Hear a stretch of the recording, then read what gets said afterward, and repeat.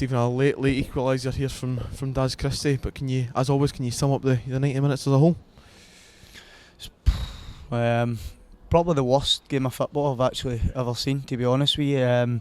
Both teams scrapping, going long, centre halves winning it at both ends of the pitch, being dominant. And I felt probably the difference in the game was Cowdenbeath bringing on a bit of pace up top, where we were trying to push for that winner, and they brought fresh legs on, like I says, with a bit of pace, and it really caused us problems. A couple of times we were through and they were unlucky maybe not to kill the game off. They obviously got their penalty, they scored, but the question for us, I mean, we didn't really have many answers, because the pitch was so fiery, it was dry, it was just no conducive to the way we've been playing football, and the players really struggled. That, in all honesty, we really struggled with that today. But so the Cowdenbeath, I mean, it was for both teams, it was really, really poor. But they obviously thought they were going to see it out. But I've got to give my players credit. I really have for them to keep going to the 93rd minute. Shows that we've got that team spirit. We're obviously disappointed not to get 3 points in regards to coming here. I know they're bottom of the league, but they're scrapping for their lives, and like I say, is on a really dry pitch, very, very difficult surroundings with the whole venue. It's we'll take the point. That's all we can do. Well, it's no the end of the world. Ideally, we'd probably be in a better position, but we're no. So we just need to move on to Kelty next week.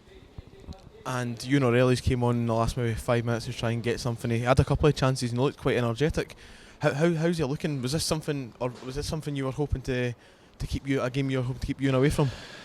I mean, to be honest, he trained on Thursday and he wasn't quite confident in himself. He was scared in case he got another bang on it. But when it went 1-0, it was just a risk we were willing to take, and Ewan was happy to go on.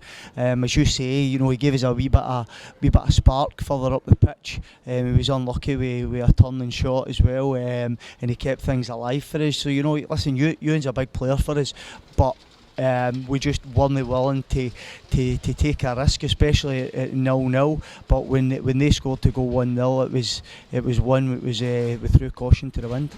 And you must be happy for Daz Christie as well, a player who's dropped out of the team the last couple of weeks. You must be happy for him to go and get the goal.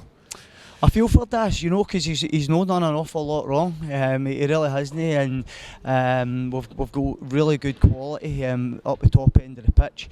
But I'm delighted for him, because I said in there, the difference in the game was that both teams' subs made a difference. Our subs made a difference in regards to Daz. We clever run to the back post, where we threw so many balls in there today, and Cowdenbeath dealt really well with them. But that particular instance, we got a flick on, and you don't realise his wee clever run to move away from the marker and header it back across the goal for where it came from. It was a really good finish and very clever for Daz, and I'm delighted for him, because he's been really, really good for us this year, and probably been one of the players that I would say that could really have a gripe why he's not playing. Stephen, thank you. Cheers.